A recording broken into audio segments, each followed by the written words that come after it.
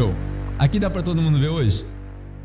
Hoje é a volta do quadro branco, né? Todo mundo lembra do quadro branco 2 semanas atrás? Que foi bom e tal. Então, hoje eu vou desenhar de novo. Hoje eu trouxe várias canetinhas, que é para não falhar a canetinha. A Bia já veio até para frente hoje, vai. A Bia é show. Vou deixar essas canetas tudo no chão aqui. Bom, essa é uma das mensagens que... Vamos lá, as prévias para a gente entender. Por que dessa mensagem? Eu converso muito com ateu. Eu converso muito com gente que não tem fé. Não é o nosso caso aqui hoje. A maioria de nós aqui, eu acredito, somos todos crentes. Mas eu converso com muita gente que não é cristão. E uma das grandes dificuldades que eles têm de entender o que a gente entende, de viver o que a gente vive, é a questão da divindade de Jesus. Jesus é Deus. Se Jesus não é Deus na sua convicção, certamente você vai ter alguma dificuldade interpretando as escrituras que a gente chama de Bíblia Sagrada, né? Eu particularmente não sei porque que a gente chama de Bíblia Sagrada. Acho que é só uma opinião minha, assim. Eu acho que a gente tem que tomar muito cuidado com um nome que a gente deu, porque, né, todo mundo já me ouviu falar isso. É um livro que foi construído ao longo de séculos com vários autores. Nós acreditamos que ele foi inspirado pelo Espírito Santo, todos esses autores, que eles apontam para a mesma pessoa. Mas isso não quer dizer que eles passaram pela lente deles, que passou pela interpretação de Davi, que passou pela interpretação de Samuel, que passou pela interpretação do Paulo, e que está tudo bem, porque Deus usa pessoas, seres humanos, Deus não usa alienígenas. Então ele inspirou essas pessoas para que eles tivessem a interpretação correta. Paulo, numa determinada vez em discussão de igreja, ele fala: é importante que vocês tenham essas divergências aí, para a gente chegar no conhecimento da verdade. A gente chega no conhecimento da verdade orando e estando em unidade. A oração de Jesus foi essa. Quando ele vai se entregar, ele fala: eu oro para que eles estejam em unidade. Então eu converso com muita gente que não tem a mesma fé, que não se considera cristão, e a dificuldade deles é dizer Jesus é Deus. Eles entendem que Jesus é histórico, que Jesus foi um homem, que há 2000 anos atrás ele veio aqui mesmo. Eles entendem que ele sofreu tudo que tinha que sofrer, que ele passou pela crucificação. A crucificação é histórica, não há dúvida de que Jesus foi crucificado. Existem dúvidas se ele ressuscitou mesmo, dentre as pessoas que não têm fé. Inclusive está escrito na própria Bíblia, que os soldados inventaram que o corpo de Jesus foi roubado para que eles não tivessem problema quando não encontrassem o corpo lá. Existem essas divergências, mas a crucificação é fato. Jesus morreu. Nós acreditamos que ele ressuscitou, amém? Que ele continua vivo. Todo mundo está sólido nessa fé? Show. Então, assim, quando eu converso com essas pessoas, a grande dificuldade é chegar no Jesus é Deus. E aí, a gente não tem como provar que Jesus é Deus. Não tem como provar, porque o que é provar, né? A prova científica. O que é a prova científica? É o erro, é a tentativa e erro. Eu tentei, errei, acertei. Então, isso é cientificamente comprovado. Quando eu tento, erro, até que depois de tanto tentar eu acerto, e aí eu comprovo, ser cientificamente comprovado. Na comunidade científica, depois de ser cientificamente comprovado, ele é testado. Então, outros cientistas do mesmo campo testam a tese para ver se não vai dar errado no segundo teste. A gente não tem como fazer isso com Jesus. Provar que ele é Deus. Não tem, porque a gente não tem nenhuma prova científica. Jesus ressuscitou, na nossa opinião, uma vez só, vai voltar para nos buscar, mas nesse meio tempo não tem como você chamar Jesus lá do céu e falar: Jesus, dá um pulo aqui embaixo, fazendo um favor, só para eu trocar uma ideia aqui com a Bia, para eu mostrar para ela. Igual o senhor fez com o Tomé, botar a mão aqui, tem como o senhor descer aqui, passar pelas paredes igual Matrix, assim, para a gente ter aquele... Não tem como, Jesus não vai fazer isso, quer dizer, não sei se não vai fazer, mas a gente não escuta esses relatos hoje, não tem como comprovar.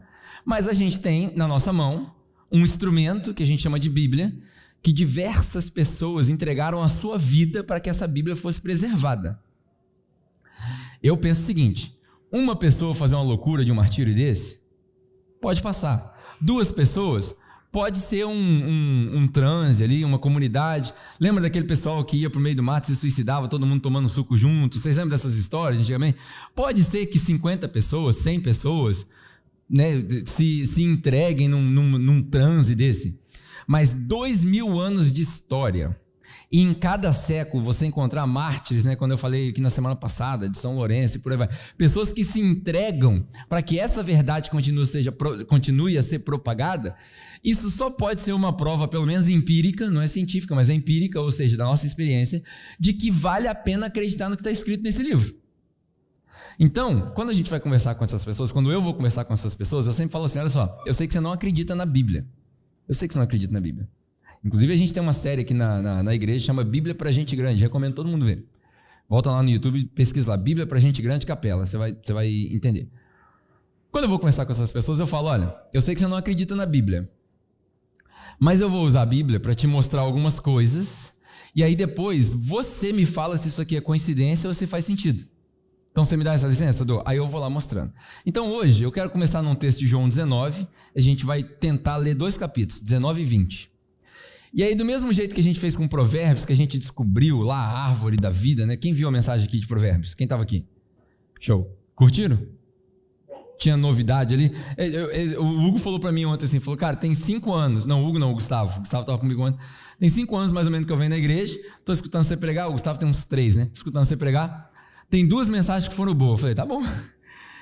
3 anos de mensagem, 2 que dá para memorizar e voltar e tal. Legal, já foi. É da larva lá que derrama o sangue. E a outra, nem sei mais qual que ele fala, foi de Provérbios, semana passada. Então hoje, eu acho que a gente vai fazer aquele mesmo passeio e eu vou tentar te mostrar algumas coisas que estão ali dentro e que a gente nunca viu. Coisas que a gente lê e fala assim, não fazia a menor ideia que isso significava isso.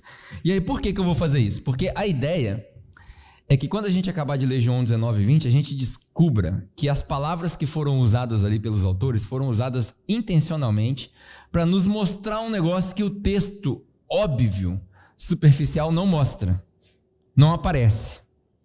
Conseguiram entender o que eu estou falando? Então nós vamos olhar por trás do texto. Entenderam? Show? Não, né? Beleza. Faz parte. João capítulo 19. Vamos lá. Vamos ler aos poucos. Qual que é a ideia aqui? É provar para você, ou mostrar para você, que Jesus é Deus, baseado no que está escrito aqui, que a gente não percebeu. João capítulo 19. Começa assim. Essa é a história da crucificação de Jesus.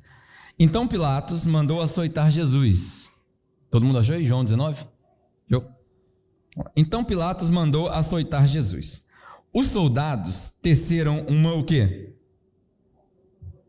Uma coroa de espinhos. Eu e os desenhos, né? Parece mais um sol, mas vamos lá. Uma coroa de espinhos e puseram na cabeça dele. E vestiram-no com o quê? Uma capa púrpura, certo? Essa é a minha capa. Super-herói. Vamos lá, vamos começar por aqui. Antigamente, no Antigo Testamento, o povo vivia debaixo de uma modalidade de governo chamada teocracia. Antes de Samuel entrar na figura, antes de Saul entrar na figura, o povo vivia num regime chamado teocracia. Não era democracia, não era uma oligarquia, era teocracia. O que é isso? Deus no comando e Deus fala, o povo obedece. Quão bom seria se a gente conseguisse voltar nesse tempo. Mas aí o povo falou, nós queremos um rei, igual todas as outras nações, aí elegeram Saul e aí deu no que deu, a história chegou onde chegou. Mas no Antigo Testamento, Deus mostrava o governo dele na teocracia com 3 pilares. Vamos nós de novo no triângulo. 3 pilares. Esses pilares eram o seguinte, dentro da comunidade dele. Tinham os profetas, os sacerdotes e os reis. O governo inteiro ele rodava assim. Profetas, sacerdotes e rei. Quem era sacerdote não era rei. Quem era rei não era sacerdote. Quem era profeta não era nem sacerdote nem rei. O rei era o cara que comandava, ele era o representante de Deus na terra. O sacerdote era a ponte entre o rei, não era o povo, entre o rei e Deus.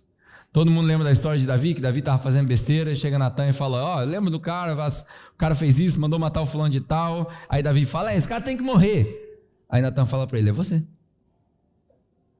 O sacerdote era a ponte entre Deus e o rei, que representava Deus para o povo. E o profeta era o cara do lado de fora, que quando o sacerdote e o rei estavam desviados, ele vinha lá e falava, eis que eu te digo, se vocês não se arrependerem, Deus vai descer a mão aí. No Antigo Testamento era assim.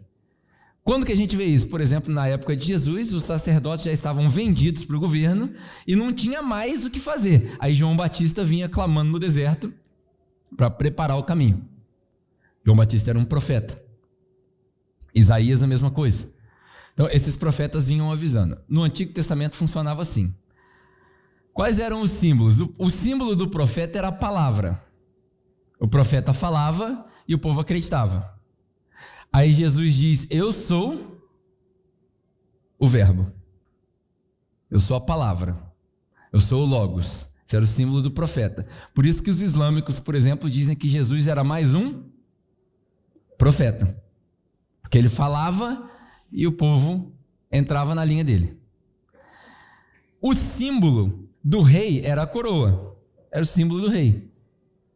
E o símbolo do sacerdote, pasmem, a roupa sacerdotal era composta de uma capa púrpura. No momento da crucificação de Jesus, começa aqui os mistérios que a gente tem por trás do texto. No momento da crucificação de Jesus, Jesus é colocado na frente do povo e ele, pela primeira vez na história, nunca aconteceu isso antes, pela primeira vez na história, alguém é retratado como rei, profeta e sacerdote ao mesmo tempo. Jesus representa aqui a ponte entre Deus e nós, ele representa a voz para corrigir o caminho e ele representa o governo. No mesmo momento, ninguém percebe, os soldados foram lá e deram todas essas características para Jesus. Não que ele já não soubesse disso. Vai continuar. Aí o texto continua dizendo assim: chegando-se a eles, eles diziam: salve, rei dos judeus, e batiam-lhe no rosto. Mais uma vez, Pilatos saiu e disse aos judeus: vejam, estou trazendo para que vocês saibam que eu não acho motivo algum para crucificar Jesus, ou na acusação de vocês. Quando Jesus veio para fora, usando a coroa de espinhos e a capa púrpura, disse-lhes Pilatos: eis aí o homem. Ao vê-lo, os chefes dos sacerdotes e os guardas gritaram: crucifica-o! Mas Pilatos respondeu: levando-no vocês, crucifiquem-no vocês. Quanto a mim, eu não encontro base para acusá-lo. Veja que Jesus morreu inocentemente, sem base nenhuma.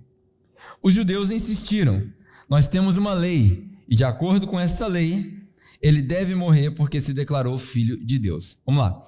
Que lei é essa? Que lei é essa? Quem sabe? Ninguém arrisca? Então, todo mundo acha que está escrito lei, o pessoal fala é a Torá, mas não é. Aí começam os milagres, os mistérios. Essa palavra é nomos. Você sabe o que é nomos? Lá na frente vai virar o normativo, o normal, costume. Nós temos um costume, é o que está escrito aqui. Nós temos um costume, nós quem? Os judeus. Nós temos um costume. E por causa desse costume, não era lei, não estava escrito, por causa desse costume, ele tem que morrer. Mas ninguém fala qual era esse costume. Então você vê que tudo era boato. Tudo foi boato. Ao ouvir isso, Pilatos ficou ainda mais amedrontado e voltou para dentro do palácio. Então perguntou Jesus: de onde você vem? Mas Jesus não lhe deu resposta. Você se nega a falar comigo? Pilatos pergunta. Não sabe que eu tenho autoridade para te libertar ou para te crucificar? E aí Jesus responde para ele, grava bem isso. Jesus responde para ele: você não teria autoridade nenhuma sobre mim se essa autoridade não lhe fosse dada. Pilatos, o representante, né? Ele não era o rei, mas ele estava ali representando. Aqui Jesus fala de autoridade. Autoridade. Pilatos fala assim: se você não me responder, eu vou te crucificar. É como se Jesus falasse assim: não, você não vai me crucificar, cara. Eu estou aqui de livre e espontânea vontade. Eu que estou te dando essa moral. Você tem moral nenhuma. Na verdade, porque essa autoridade que você tem hoje, de representante, de governador, foi te dada por Deus, porque toda autoridade é dada por Deus. Por isso a gente deve respeitar as autoridades, é óbvio. Então, porque a autoridade, como diz Romano 13, é a força de Deus para exercer justiça. Se você luta contra a autoridade, você está lutando contra a justiça de Deus. Ah, mas a autoridade é corrupta. Meu irmão, põe seu joelho no chão, faz igual Daniel, entra para dentro do palácio e começa a orar. Mas não vai bater boca com a autoridade, porque você vai entrar no erro. Vai entrar no erro. Polícia parou, mandou botar a mão na parede, o que você faz? Põe a mão na parede. Não, mas eu sei meus direitos. Põe a mão na parede e espera. Se você não tem nada a dever, não tem nada a temer, não tem o que dever. É assim que funciona. A autoridade foi colocada ali por Deus para o exercício da justiça. Você não faz justiça com as próprias mãos. A gente respeita a autoridade para que ela seja exercida. Aí Jesus fala, o maior culpado disso tudo é aquele que te entregou para mim. Isso aqui era uma referência a Judas, né? Judas traiu Jesus, tal, então ele era o maior culpado, nem tanto Pilatos. Daí para frente, Pilatos procurou libertar Jesus, mas os judeus gritavam, se deixar esse homem sair livre, você não será amigo de César. Quem diz ser rei se opõe a César. Ao ouvir isso, Pilatos trouxe Jesus para fora, sentou-se na cadeira do juiz. Agora vamos parar nesse versículo aqui. Sentou-se na cadeira de quem? Do juiz. Num lugar conhecido como... O que está escrito aí na sua Bíblia? Calçada de pedra, pavimento de pedra. A gente lê um negócio desse na Bíblia e a gente fala assim, cara, ninguém para entender o que é o pavimento de pedra. Ninguém para. Tá, Jesus parou ali no lugar e tal, e Pilatos sentou no lugar do juiz e vamos que vamos. Pavimento de pedra, que em aramaico chama-se, na sua Bíblia tem aí o que está escrito, o que se chama? Gábata. Então vamos lá, agora vai começar um negócio maneiro mesmo. Não sei nem mais onde eu vou escrever aqui, mas enfim. Gábata. Acho que é assim que escreve em aramaico, mas em aramaico não tem acento. O que é esse lugar? Esse lugar, eu vou falar um tanto, depois a gente tenta escrever. Esse lugar, ele ficava tipo uma varanda no templo. Nos tempos do Antigo Testamento, quando o povo ia adorar a Deus nos festivais, quando eles chegavam na porta do templo, eles se prostravam de frente para essa varanda. Nessa varanda vinha o sacerdote, para falar para o povo que ele havia oferecido os sacrifícios e tinha purificado o povo de seus pecados, e eles recebiam aquela notícia com a maior alegria. Nessa varanda, essa varanda é feita de uma pedra, e agora me esqueci o nome da pedra, mas essa pedra é muito provavelmente, e aí você vai precisar conhecer de Bíblia para entender o que eu estou falando, muito provavelmente é um sinônimo ou a mesma pedra que é usada como referência no livro de Apocalipse, quando nós no céu receberemos uma pedra com um novo nome. Aqui Jesus, Yeshua, seja lá o nome que você resolver chamar, ele está sobre uma pedra, e aqui é um simbolismo total, eu estou te mostrando só o simbolismo para você entender o que está por trás do texto. Ele sobe na pedra, prestes a receber um nome novo, nome que é acima de todos os nomes, sobre o qual todo joelho se dobrará e toda língua confessará que ele é o Senhor. Hoje vocês estão igual o pessoal do André Valadão, né? Vocês são crentes não. Você precisa entender por que o autor, por que João, 60 anos depois de Jesus ter morrido, isolado numa ilha, e escrever que Jesus ficou em pé em cima dessa pedra. Por quê? Não faz sentido nenhum. Por que ele lembraria desse detalhe? Porque ele quer que a gente entenda alguma coisa que a gente não viu ainda. Então essa pedra é muito provavelmente a mesma pedra de Apocalipse. Esse lugar é também o lugar onde as causas capitais eram julgadas. Então quem vai morrer recebia um julgamento ali. Todo crime hediondo era julgado ali. E quem julgava esse crime era o sinédrio. O sinédrio era o conjunto do sumo sacerdote, junto com os outros sacerdotes, que tinham vários, e os religiosos, os fariseus. Eles se juntavam para julgar a causa daquele que tinha pecado. E eles se sentavam nesse lugar. Nesse lugar havia duas portas. Vai começar a ficar interessante se você entender o que eu estou falando. Nesse lugar, na entrada de dentro do palácio para essa varanda, tinha duas portas. Essas portas, elas dividiam a entrada ali no meio. Desse lado aqui era um lugar comum para todo mundo, qualquer pessoa pode pisar. Desse lado aqui era um lugar santo, só o sacerdote podia pisar, nessas duas portas. Era um lugar comum e um lugar santo. Vocês vão reparar no texto que Jesus vai e volta nesse lugar várias vezes junto com Pilatos. Tá aqui Jesus, vai condenar? Condena ele, mas não tem nada para condenar ele. Aí volta Pilatos para dentro, Jesus, o povo está falando aí, não, vamos voltar para lá, tá aí de novo, até que chega na cena que ele falou, então, tá entregue. Jesus entra e sai desse lugar, onde ninguém entrava e saía, num lugar que é santo e num lugar que é comum. Isso serve para mostrar para nós, como eu comecei essa conversa aqui, que Jesus, ele é ao mesmo tempo homem e ao mesmo tempo Deus. Estão entendendo até aqui? Ele é ao mesmo tempo homem e ao mesmo tempo Deus. Aqui o homem mortal, com a coroa de rei, com a capa de sacerdote, com a palavra do profeta, que é homem e Deus, no lugar do julgamento, enfrenta o seu julgamento perante o povo. Eu acredito que a maioria das pessoas, quando leu, não viu isso tudo aqui.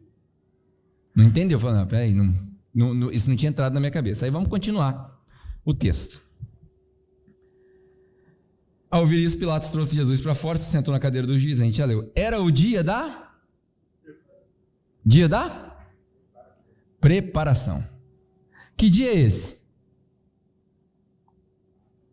Que dia é esse? O Adriano vai saber. Esse era o dia de preparar o cordeiro para a ceia pascual. Todo mundo pegou? Quando João Batista, profeta, grita no deserto: eis aí o Cordeiro de Deus, que tira o pecado do mundo. No dia da preparação, o homem, Deus, rei, sacerdote e profeta, o único capaz de pisar no lugar santo, santo dos santos, e comum ao mesmo tempo, diante do seu julgamento, está sendo preparado para a Páscoa. O que é a Páscoa? A libertação do povo. Eles celebravam, não é a nossa Páscoa, nós celebramos a ressurreição de Jesus. O povo de Israel celebrava a Páscoa como a libertação do Egito, libertação da escravidão. Isso é um símbolo. A libertação do Egito não é a libertação da escravidão, é a libertação da rebeldia. A mesma rebeldia que nos colocou escravos do pecado no Jardim do Éden, que a gente falou aqui na última mensagem, nós nos tornamos escravos do pecado. Essa mesma rebeldia é a rebeldia da qual nós somos libertos. Por isso que Jesus fala: se o Filho de Deus te libertar, aí sim, verdadeiramente você vai ser livre. A questão não é ser livre só da escravidão, é estar livre desse pecado que me prende, a rebeldia contra Deus, a independência, a autonomia. Isso daí é o que nos prendia. E aí Jesus cria essa ponte como sacerdote, e todas essas coisas que eu falei, no dia da preparação. Ele está sendo julgado e preparado. Ali, isso é um sinal de que Jesus é o Cordeiro de Deus, que está sendo preparado. E aí, eis o rei de vocês, disse Pilatos. Mas os judeus gritavam: mata ele, crucifica ele. E aí Pilatos falava: devo crucificar o rei de vocês? E eles falavam: nós não temos rei que não seja César. Finalmente Pilatos entregou a eles para ser crucificado. Então os soldados encarregaram-se de Jesus. Levando sua própria cruz, ele saiu para o lugar chamado, pessoal do Bop aí, chamado Caveira. Aqui chama Gábata, o lugar do julgamento dele. Em aramaico, o caveira chama Gólgota. Caveira é um símbolo de morte. Nós falamos isso daqui, né? Vamos fazer a caveirinha aqui, ó. Nós falamos isso daqui, uma caveirinha sorridente. A gente falou isso daqui, porque Jesus ressuscitou, né? Então, a gente falou isso daqui semana passada. O que é a morte? A morte, o pecado, a condenação do jardim, não é morrer fisicamente, é voltar pro pó. É permanecer no ciclo, de pó em pó. É não receber a vida eterna, é não ter o privilégio de comer da árvore da vida, que dá os seus frutos todos os meses na estação correta e que as folhas aparecem na árvore para cura, para que ninguém fique doente.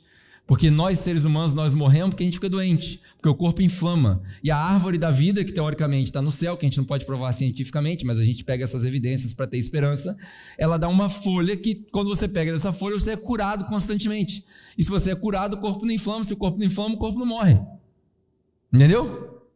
Pegou ou não? O Espírito de Deus é a própria árvore. Aí Jesus, crucificado numa árvore, se torna a árvore da vida. Foi o que a gente falou na semana passada. E aí continuamos a ler. Levando sua própria cruz, ele saiu para um lugar chamado Caveira, que era aramaico chamado Gólgota, e ali o crucificaram com ele outros, um de cada lado. Pilatos mandou preparar uma placa. Olha que interessante. Mandou preparar uma placa e pregar essa placa na cruz com a seguinte inscrição. O que estava escrito? Vou gastar as folhas do Fabinho aqui. Jesus de Nazaré, Rei dos Judeus. E isso estava escrito em... Está escrito aí na sua Bíblia. Então, vamos lá.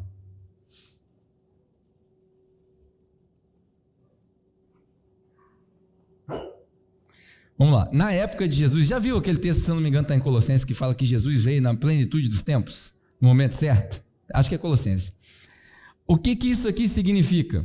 Não sei se você sabe, mas o Império Romano, que estava no poder quando Jesus foi crucificado, a primeira coisa que eles faziam quando eles tomavam uma colônia, quando eles tomavam um território, era proibir que as pessoas falassem a língua deles e falassem latim. Porque você elimina a língua, você elimina a cultura. E eles tinham que absorver a cultura do reino. Então, aqui tem a língua da sabedoria. Não sei se você sabe, mas a nossa sociedade ocidental, por exemplo, vive baseado nos ensinamentos de 3 filósofos, praticamente. Aristóteles, quem chuta? Platão e Sócrates. Aula de filosofia para vocês. Tudo que a gente faz hoje, as nossas leis, moral e ética, tudo isso vem de Aristóteles, Sócrates e Platão e dos derivados. A vasta maioria vem deles. Aí o pessoal fala assim, veio de Jesus. Esquece, não veio de Jesus. Inclusive, o certo e errado que Jesus discutia no tempo dele era baseado nas discussões dos filósofos. Então, fica aí a dica, né?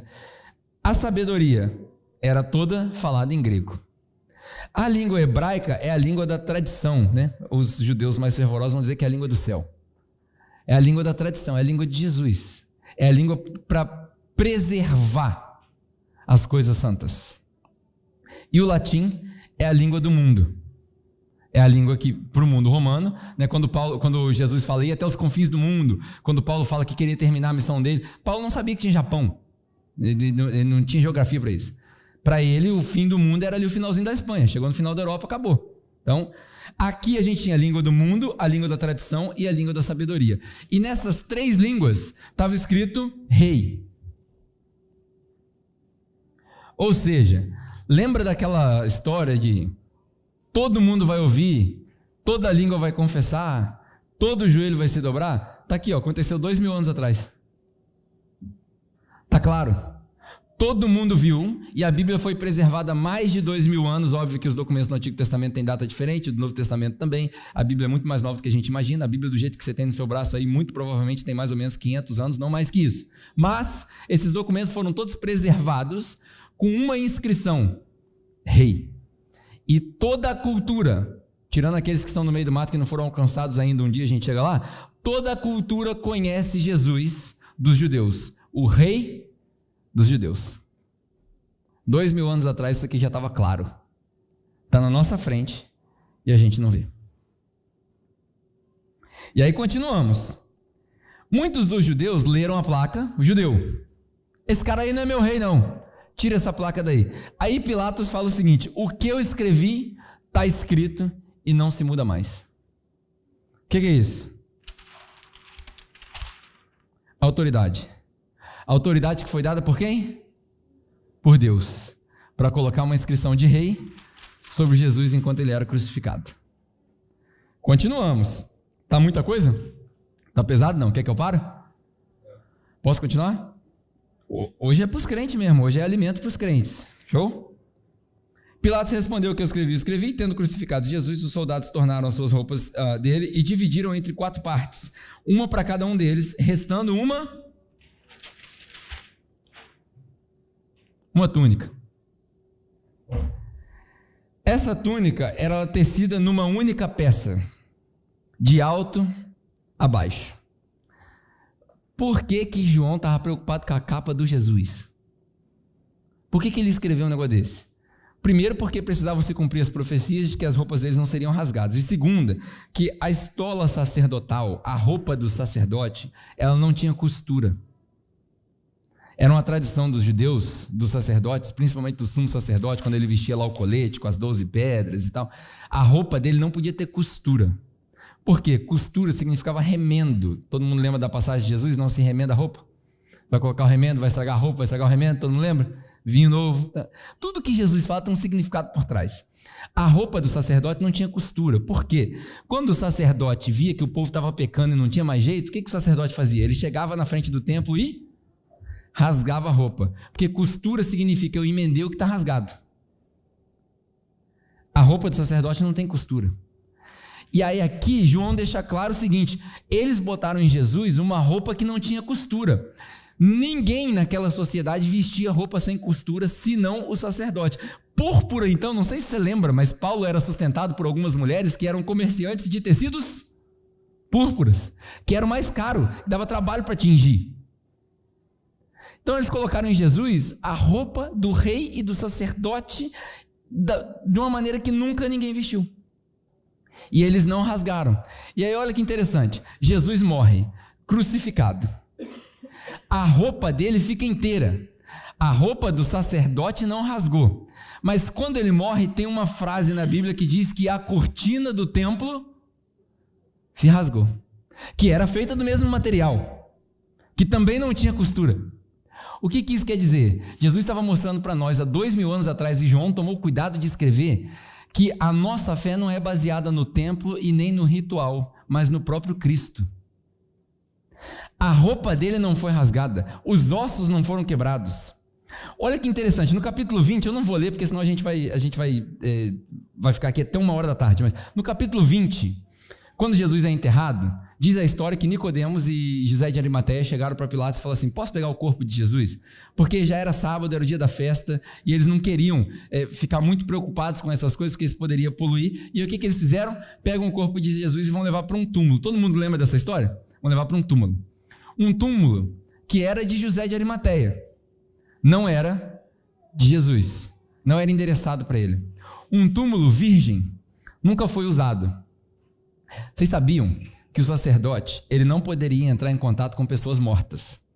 Sabia disso? Não? O sacerdote, quando ele entrava em contato com pessoas mortas, ele se tornava impuro, e ele precisava ficar 7 dias, se eu não me engano, num ritual de purificação, para depois poder vir oferecer sacrifício. Mas Jesus é o Cordeiro, preparado na Páscoa, o Cordeiro sem mácula, que tira o pecado do mundo, que morre pelos nossos pecados. Ele não poderia ficar impuro. Então ele entrou num túmulo que nunca nenhuma pessoa morta tinha entrado. Para quê? Para que ele não fosse contaminado, para que no dia da ressurreição dele ele pudesse ser o sacrifício vivo e pagar pelos nossos pecados. Você tem noção do quanto detalhe tem atrás desse negócio? Agora que vai ficar mais bonito ainda. Agora eu vou acabar com um negócio que a gente fez na outra mensagem. Eu gosto do negócio de triângulo, eu gosto do tal do triângulo. Jesus, o nosso pecado começou no Éden, um jardim. Todo mundo lembra do jardim? Jesus foi tentado no Getsemane, que é um jardim. E Jesus foi enterrado aonde? Leia aí na sua Bíblia, João 20, acha o texto aí. Num túmulo que estava num... Eita glória! Vocês não são crentes não, gente. Num jardim. Jesus foi enterrado num jardim. Aí olha só que coisa mais louca. Isso aqui é para fechar. Todo mundo entendeu o capítulo 19? Eu preciso ter certeza que você entendeu o capítulo 19. Você entendeu? Jesus é homem, Jesus é Deus, comum e santo, no lugar onde só o santo podia pisar, no lugar do julgamento que só o sinédrio pisava, que Pilatos estava exercendo a autoridade que não era dele, que foi dada pelo próprio Jesus, com uma coroa que simbolizava o reinado, com uma capa que simbolizava o sacerdócio, com a palavra que simbolizava o profeta. Ele junta os 3 em 1, lembra 3 em 1? Deus Pai, Filho e Espírito Santo. 3 em 1, ele junta as 3 figuras de autoridade do Antigo Testamento para poder suplementar a autoridade dele, que diz: se você fizer o que eu falo, você vai cumprir os profetas e toda a lei, Antigo Testamento, toda a lei, todos os profetas, está em mim, está em Jesus, só fazer o que eu falo. Isso é o capítulo 19 todinho traduzido.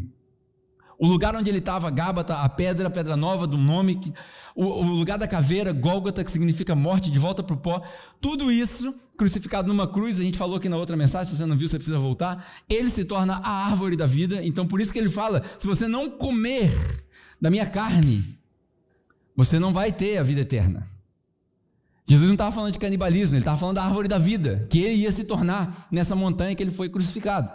Isso é o capítulo 19. Aí no capítulo 20 aparece ele, enterrado. Aí tem várias histórias interessantes. Os discípulos entram dentro do túmulo, não vê nada, aí um outro discípulo volta, dá uma olhada na moral assim: peraí, tô vendo um negócio. Aí ele vê, João toma o cuidado de dizer que ele vê as roupas de Jesus, a estola sacerdotal, que ele fala assim: agora eu não preciso mais dessa roupa sacerdotal, porque agora eu não estou fazendo mais intermédio entre o homem e Deus, agora eu vou morar dentro do homem, agora eu vou vir na presença do Espírito Santo e eu vou habitar com eles. Acabou esse intermédio, agora eu estou aí. Está entendendo o que Jesus faz? Estou aqui no jardim. Não saí de jardim ainda não, gente. Calma aí. O mais legal eu vi agora. O corpo não está lá. A toalha está dobrada. Os discípulos assustam. Sai correndo para contar para os outros discípulos. Fica para trás a lerda. Maria ficou para trás.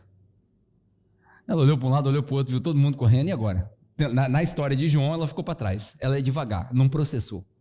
Ela volta no túmulo. O que está acontecendo? Não está certo. Aí ela vê um anjo e vê outro anjo. Um anjo no topo da caverna do túmulo, sei lá onde é que ele estava, e o outro lá. Aí a luz, deve ter tido aquela luz, né, aquela aura toda e tal. Aí ela assusta. Aí os anjos perguntam para ela. Para mim, isso é uma pergunta fantástica. Toda vez que eu vejo o teatrinho das crianças, eu falo, cara, eles tinham que ensinar as crianças a fazer um teatro melhor disso daí. Que o anjo pergunta para Maria, por que você procura entre os mortos aquele que vive está? Cara, isso aí era para Maria sair dando cambalhota ali. Né? Mas não, a gente passa pela historinha, a gente não presta atenção, então, mas beleza. Ela vê os anjos, Jesus não está aqui. Mas está onde Jesus? Aí parece que os anjos fazem aquela brincadeira com ela, fala assim, onde está Jesus? Vou te falar não. Ele vai aparecer aí.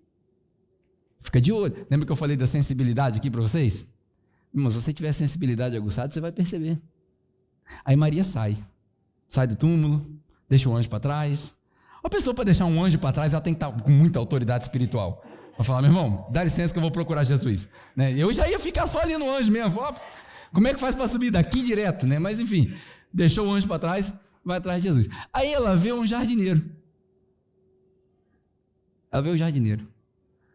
Ela chega para o jardineiro. Por um acaso você não viu o cara que estava ali dentro, não? Aí Jesus disse assim, não. Cortando as ervas aqui, então.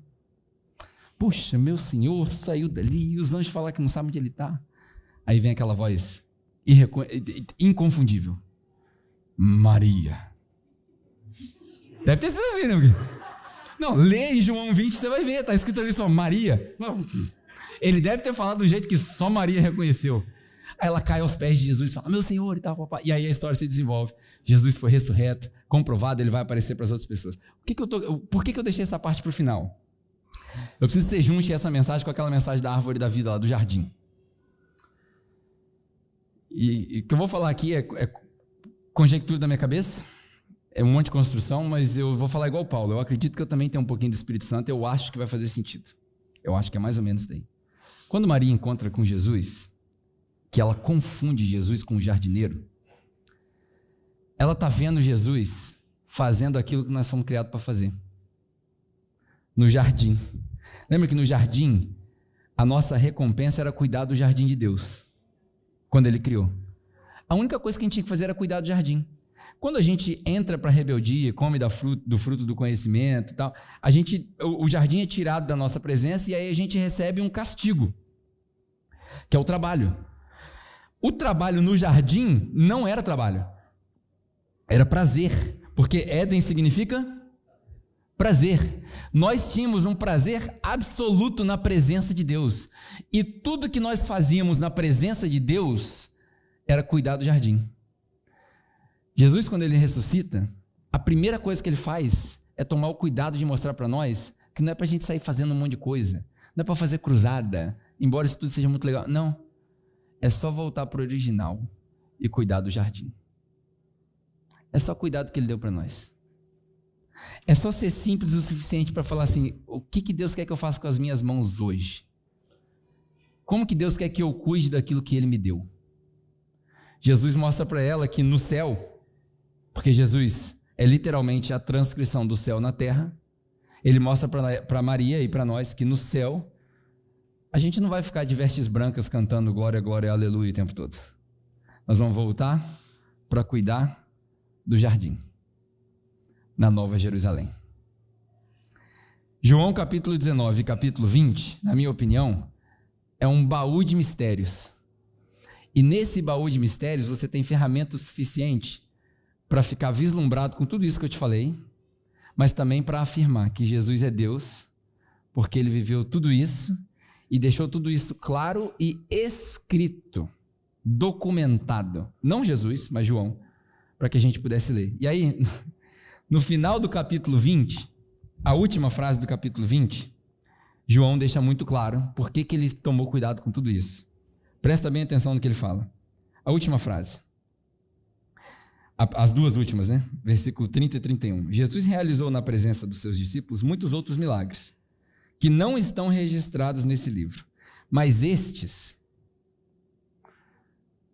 todas as curas, os pães, as passagens, as pregações, as parábolas, a Gábata, a Gólgota, a ressurreição, tudo que Jesus fez, estes que estão escritos aqui, foram escritos para quê?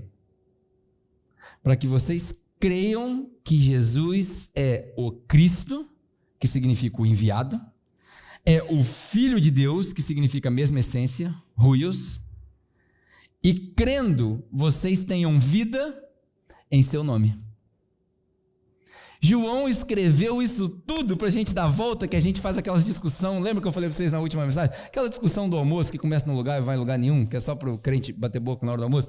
Jesus escreveu isso tudo aqui para nós, para que a gente creia que Ele é o Cristo, o Filho de Deus, e tendo crido nisso, nós tenhamos vida eterna. É isso. João 19 e João 20. E os nossos mistérios. A minha oração, a minha intenção é que você saia daqui hoje equipado para quando você tiver conversas com pessoas que não tenham fé, você peça licença e fala assim, posso mostrar só um negocinho na Bíblia para você? Só um negocinho. Vai demorar 40 minutos, né? Só um negocinho. E aí você mostra isso para eles. Amém? De coração, eu estou feliz com o que está acontecendo na igreja, com o movimento que está acontecendo, com novos pastores, novos pregadores. Estou muito feliz. Muito melhores do que eu. Vão amar vocês muito mais do que eu pude amar. Vão explorar as realidades de Bíblia muito melhor do que eu pude explorar. Mas a minha última herança nesses próximos 3 meses que eu tiver aqui, o último presente que eu quero dar para vocês é ver se eu consigo instigar em vocês essa fome de ler Bíblia de tal maneira para o espírito de vocês ser renovado todo dia. Para quando eu for embora, vocês não lembrem de mim, mas que seja até chato se lembrar de ler Bíblia, todo dia. E aí lá no fundinho de sua memória, fala assim, alguém um dia encheu meu saco para eu ler, porque tinha um tal de árvore da vida, com roupa dobrada, com anjo, vou ler. Amém? Vamos orar então? Deus, obrigado mais uma vez por esse privilégio de poder compartilhar da sua palavra. Se eu falei alguma besteira, eu te peço perdão. Eu acredito que o Senhor liderou toda essa conversa, mas a minha oração é que o Senhor traduza o resto das palavras que foram ditas aqui, para que elas façam sentido no nosso coração, tanto no meu, quanto dos meus irmãos que estão aqui na igreja. Prepara o nosso coração, o nosso espírito, para esse próximo movimento, para esse avivamento que nós estamos prestes a viver. Não um avivamento de barulho, mas um avivamento de maturidade espiritual. Um avivamento de compaixão, um avivamento de amor ao próximo, um avivamento de relevância, não de fama, mas de um avivamento que marque a vida das pessoas que nós tocamos. Obrigado, Pai, por essa palavra, obrigado porque ela foi preservada para nós e que nós possamos continuar sendo mais um link dessa corrente que preserva essa palavra para as próximas gerações. Perdoa os nossos pecados, que nós tenhamos um bom domingo na sua presença, na nossa família, que o Senhor nos abençoe as famílias que aqui estão e que nós possamos ser canal de comunicação do seu evangelho para outras pessoas ao longo dessa semana, em nome de Jesus.